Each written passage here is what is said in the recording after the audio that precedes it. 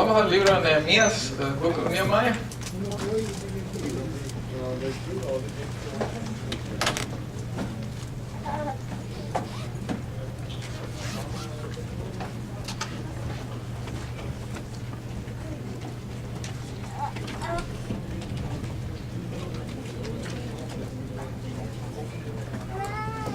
How many of you remember what we talked about Wednesday? You do? Who was? Elia? Drive notes, that's cheating. No. ¿Cómo así hijo de Karen sabe? A ver, ¿qué se les quedó? Pero, it's okay.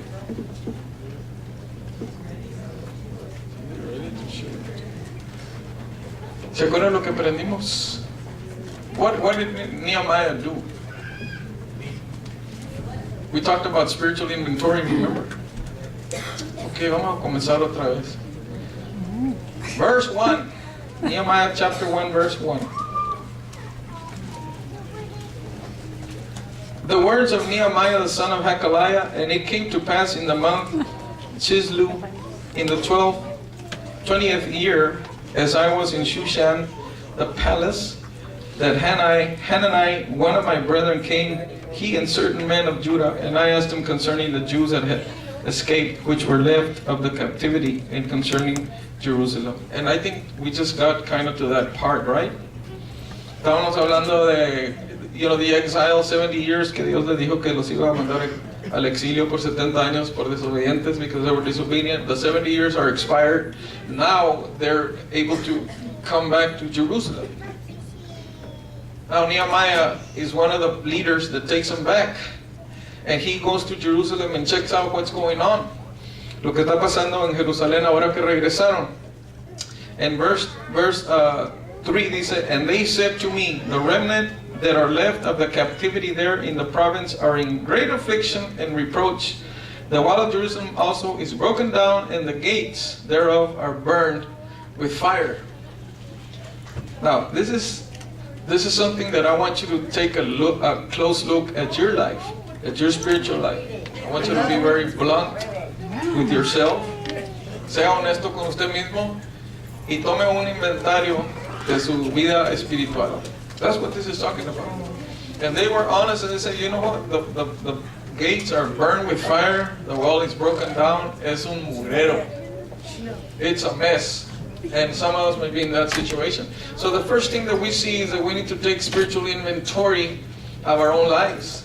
How is our life with the Lord? That's what we're talking about Wednesday. See, that's what you guys missed. But I want to recap a little bit so you can catch up.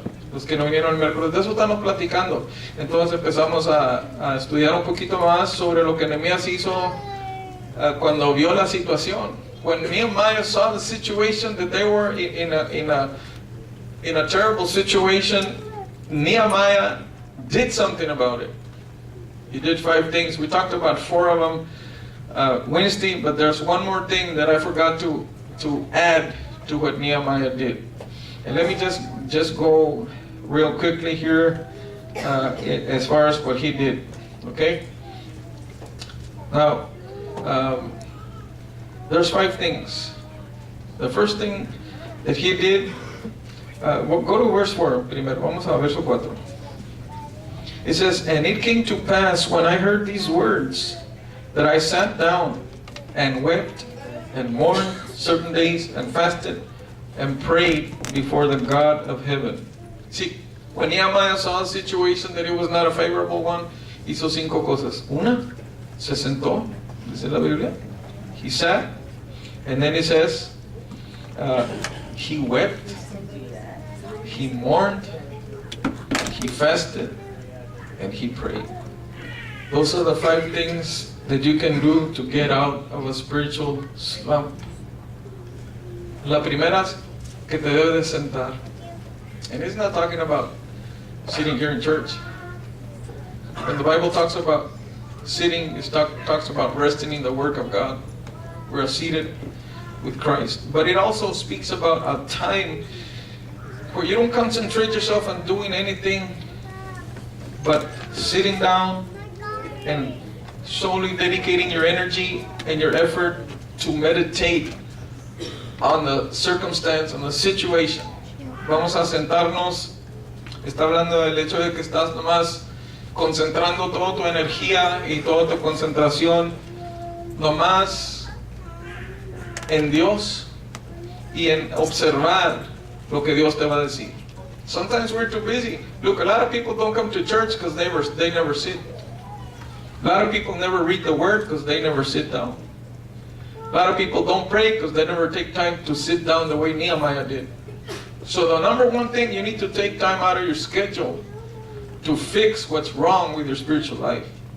You need to sit down. A lot of you are teachers y trabajan bastante, and you have children, and some of you have other kind of work. But I mean, I don't care who you are. There's no excuse. Nobody has an excuse not to sit down and take time to be with God. Amen. Nadie de nosotros. I'm full time in ministry. You may say, pues that's easy for you. Como dijo Eva el otro día, nah, pues como él no trabaja. I'd like you to be in my shoes for 1 week. Avientan el arpalo. But we need to take time. What I do here, prepare myself to give to you, es esa parte. That's my job. I need to sit down and get something for me, primero. What I do here, running the church and do everything, dedicating my life to this ministry, that's secondary. That doesn't come before I have to sit down first. Primero, todos nosotros, tú trabajas, te levantas en la mañana. The other day we saw a lady, putting mascara on her car. Estaban en la luz colorada, estaba la lady enfrente ahí. Le digo, no me acuerdo con quién andaba, I think it was Gabriel. See, that's why you need to get up early. O póntelo en la noche antes. O póngase unas postizas. Vámonos. But you need to take time. So some of you ladies won't come to church if you don't dress up right. You won't come to church if your hair is not just right. If you wake up y no te miras muy bien, you'd rather not come. ¿Verdad? You like to take time to look nice. We need to take time to look nice for God inside. Amen. Necesitamos tomar tiempo. He sat down, dice la Biblia. Se sentó. He took some time. It's a wonderful thing. It's not a time where you have to agonize and say, oh, Señor, vengo aquí. First of all, you just sit there and do nothing. I like to do that. And in this day and age that we're so busy doing things, and you got 5 children and so many cars que se desbaratan cada rato y esto y ahí andas componiendo carros y esto y lo otro, you have to take some time. But that time has to be a time where nobody else is around. Es nomás tú y Dios. And you know what's the best time? I'm not going to tell you to do it this way. I like to do it this way, but you can do it whichever way. But there has to be a time in your life that you have to sit. Slow down. Tell your neighbor, slow down. Dile, cálmate. Necesitas pararte y tomar tiempo. See, like right now, you could have been sleeping at home. Right now, you could have been in La Pulga. You could have been barbecuing at the island or the lake or something, but you decided to sit down and come here. That's a good thing. ¿Ves? Porque tú no viniste prepared. You didn't spend some time getting a sermon ready and getting the worship team on fire y todo. You didn't have to. You just showed up, and now you're going to sit down. That's good. That's all right. That's a good thing. You took that time. That's what you need to do every day, not just on Sunday. No nomás en el domingo, pero todos los días. Lo que trabaja más bien para mí, pero es cuando todos están dormidos en la mañana. And you got teenagers, they're not going to bother you in the morning, trust me. They sleep like, they're getting paid for it.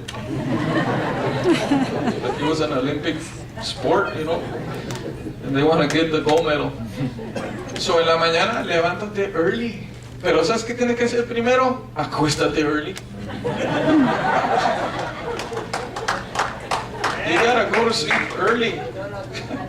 You can't go to sleep at 1 o'clock and say, Lord, I'll see you at 4 in the morning. Forget it. You're gonna be falling asleep. Some of you like to go walking.